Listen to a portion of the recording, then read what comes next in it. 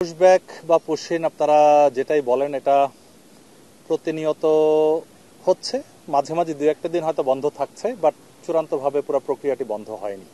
এ বিষয়ে আমরা আমাদের পক্ষ থেকে বিএসএফ এর কাছে করার প্রতিবাদ সবসময় দিচ্ছি এবং যেটা বলেছিলাম, নিয়ম মাফিকভাবে হ্যান্ডওভার করা। যদি আমাদের বাংলাদেশি কেউ অবৈধভাবে ভারতে গিয়ে থাকে, তাদেরকে কিছু কিছু জায়গায় বিএসএফকে আমরা বুঝিয়ে একটা নেগোশিয়েট করে মিটিংয়ের মাধ্যমে আমরা নিশ্চিত করেছি তারা আমাদেরকে অফিসিয়ালি হ্যান্ডওভার করছে কিছু কিছু জায়গায়।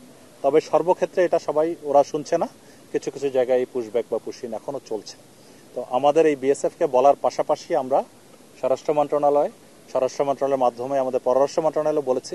পররাষ্ট্র মন্ত্রণালয় থেকে একাধিকবার ভারতীয় হাই কমিশনে লেখা হয়েছে, আমাদের বাংলাদেশি যে দূতাবাস রয়েছে ভারতে সেখানে লেখা হয়েছে, এবং ভারতের দূতাবাসে যে হাই কমিশনার আছেন তার সাথেও আমি যোগাযোগ রাখছি। তো আমরা এটা প্রতিহত করার চেষ্টা করছি।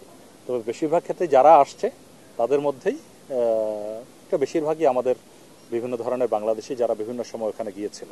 তবে শুধু তাই না, কিছু কিছু ভারতীয় চলে আসছে, ভারতীয়কেও পাঠিয়ে দিচ্ছে, কিছু কিছু রোহিঙ্গাকে পাঠিয়ে দিচ্ছে, যেগুলোর ব্যাপারে আমরা শুধু প্রতিবাদ নয়, এবং আপনারাই বিভিন্ন ক্ষেত্রে অনেক মিডিয়াতে এগুলো পাবলিশ করেছেন, বিভিন্ন আন্তর্জাতিক মিডিয়া পাবলিশ করেছে যে যে বিষয়টি একটি মানবাধিকার লঙ্ঘনের সামিল হয়ে যাচ্ছে।